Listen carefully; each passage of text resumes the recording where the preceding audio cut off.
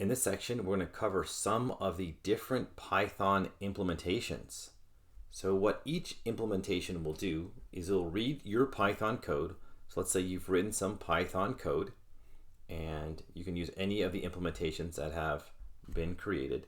It will read that Python code and then instruct the CPU to complete the tasks that that Python code has said that it would do based on the language reference.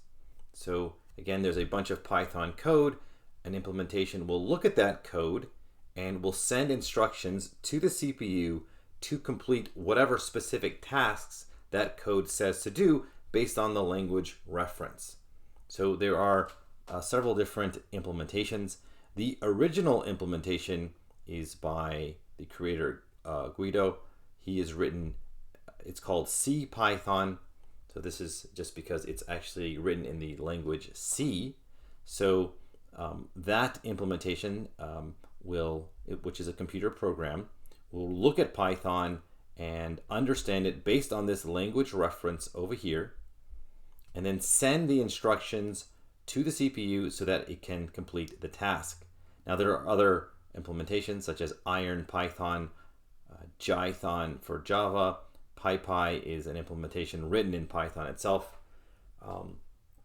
In fact, you or I can act as a Python implementation. You could email me some Python code, and then I could look at it and tell you what the result would be and email you back that result. So my brain will have implemented Python because I know the language reference quite well, and so I can act as someone who is an implementation of Python, as strange as that sounds. Of course, my brain is going to be many thousands of times slower than these computer programs, but the point of that is that there are lots of things that can look at Python, understand what it is, and then return the completed result.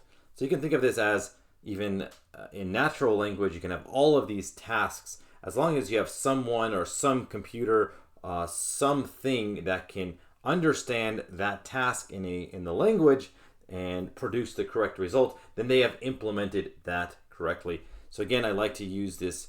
You go back to the simple one line of code of 34 times 99, and then the different ways to get to the correct result. Each one of those is a different implementation. We don't have to worry about all these implementations. Your computer will be running CPython, but this is just to show you that there are many different implementations available that can really understand Python code and return the correct result. So that's all an implementation does. It looks at Python code, it figures out what it does, and then returns the correct result in whatever manner that it knows how.